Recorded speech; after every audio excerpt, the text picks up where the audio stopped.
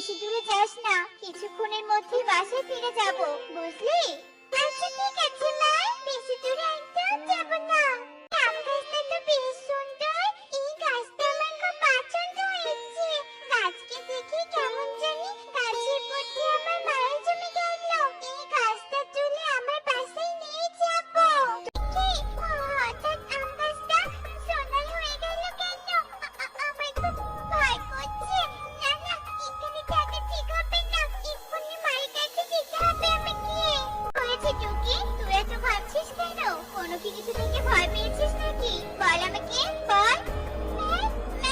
ওই যে ওখানে আমি না। তুই এভাবে কথা বলছিস কেন? তোর কথা আমি কিছুই বুঝতে পারছি না, ভালো করে বল তো। এই গাছটাই। এই গাছে হয়তো কিছু রহস্য আছে যেটা আমরা জানি না। এই গাছের কি রহস্য থাকতে পারে এটা তান্ত্রিক বাবা বলতে পারবে। তান্ত্রিক বাবাকে এসব ঘটনা জানাতে হবে আমাকে। তোরা দুমামে এখানে কি করছিস? এ মা, সোনার গাছ। হ্যাঁ কালু দাদা, সোনার আম গাছ। এরপর টুনি কালুকে সবটা খুলে বলে। যেভাবেই হোক এই সোনার গাছটা আমার চাই, মানে চাই। টুনিদের এই গাছ দেয়া যাবে না, আর তান্ত্রিক বাবাকে বললে সেও নিতে পারে। সোনার গাছের ভাগ আমি কাউকেই দিব না, আমি নিজেই গাছ নিয়ে নিব আর ধনী হয়ে যাব। কি হলো কালু দাদা, তুমিও এসব শুনে থমকে গেলে নাকি? না না, সেটা না। আমি শুনেছিলাম এই গাছে নাকি এক ডাইনি বন্দি আছে। তোরা বরং এখান থেকে চলে যা, আমি তান্ত্রিক বাবাকে বলে এখানে নিয়ে আসি। তান্ত্রিক বাবা যা করার করে নিবে। হ্যাঁ কালু দাদা, তাই করো। এই ডাইনি বের হলে আমাদের সবাইকে খেয়ে ফেলবে। মা টুকি, চল আমরা বাসায় চলে যাই। অবশেষে সোনার আম গাছ আমি পেয়ে গেলাম, আর টুনি এসব বুঝতেও পেল না।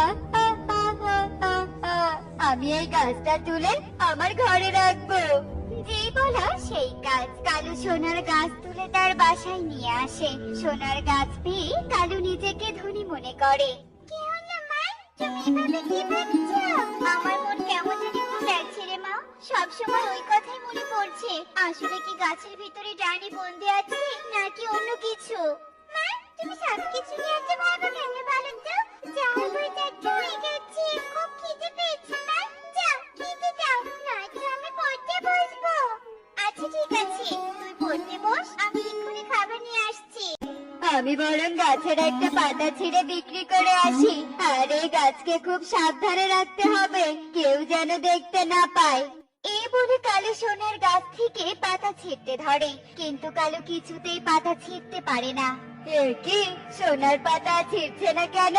শরীরের সব শক্তি দিয়ে ছেঁড়ার চেষ্টা করলাম, কিন্তু ছিঁড়তেই পেলাম না। এভাবে হবে না, আমাকে এই গাছটা নিয়ে স্বর্ণকারের দোকানে যেতে হবে, তারাই এই গাছের পাতা কাটতে পারবে। দাদা, এই গাছের একটা পাতার দাম কত হবে গো? এই 1,00,000 টাকার মতো হবে। ঠিক আছে, তুমি একটা পাতা কেটে নিয়ে আমাকে টাকা দাও তো দেখি। এরপর শালিক সোনার গাছ থেকে পাতা কাটতে ধরে, কিন্তু শালিকও কিছুতেই কাটতে পারে না। তাই শালিক কুঠার ব্যবহার করে যেই না কাটতে ধরে, অমনি কুঠার ছিটকে দূরে পড়ে যায়। কি কালু, তুই এসব কি এনেছিস? কোনো কিছু দিয়ে তো কাটতে পারছি না। যা যা, এসব নিয়ে যা, এগুলো আমার দোকানে বিক্রি হবে না। এই সোনার গাছ তবে আমি কোথায় বিক্রি করব? আমি কি তবে ধনী হতে পারবো না? কথাটা বললো তান্ত্রিক বাবাকে ডেকে এনে গাছটা দিয়ে দিবে। এখন তো দেখছি কালো দাদার কাছেই গাছ। না, আমার কেমন জানি খটকা লাগছে, ব্যাপারটা দেখতে হবে তো। আমার কাছে একবারও আসেনি, কালু হয়তো লোভে পড়ে গেছে। টুনি, চল, আমাদের কালুর বাসায় যেতে হবে। আচ্ছা ঠিক আছে তান্ত্রিক বাবা, চলুন। কি তোমরা তোমরা আমার বাসায় কি করছো? ছি কালু দাদা, তুমি কত মিথ্যেবাদী আর কত লোভী। তুমি আমাদের মিথ্যে বলে সোনার গাছ তোমার বাসায় নিয়ে এসেছো। না মানে এখন থাম তোরা, আমাকে দেখতে দে এই গাছের রহস্য।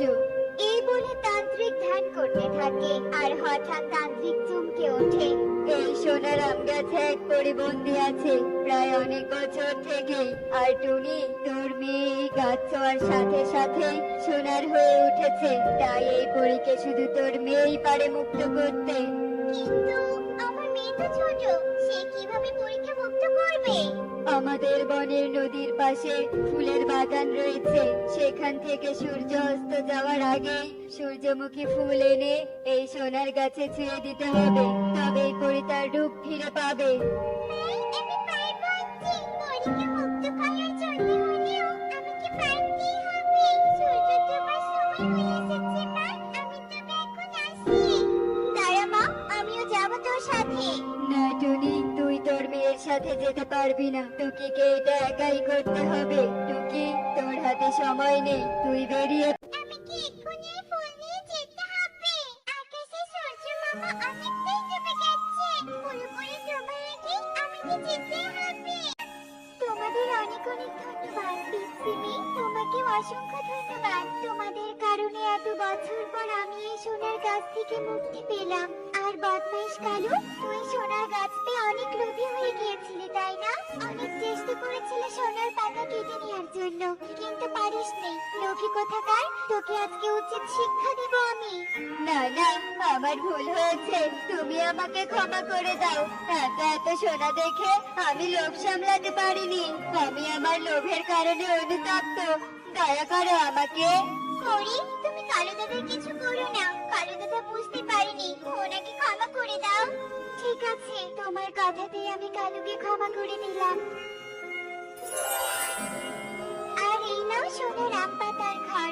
আমি তোমাদের উপর খুশি হয়ে দিলাম। তোমরা এখন থেকে এই সোনার আম পাতার ঘরেই থাকবে। আমি এখন আসি, তোমরা ভালো থেকো।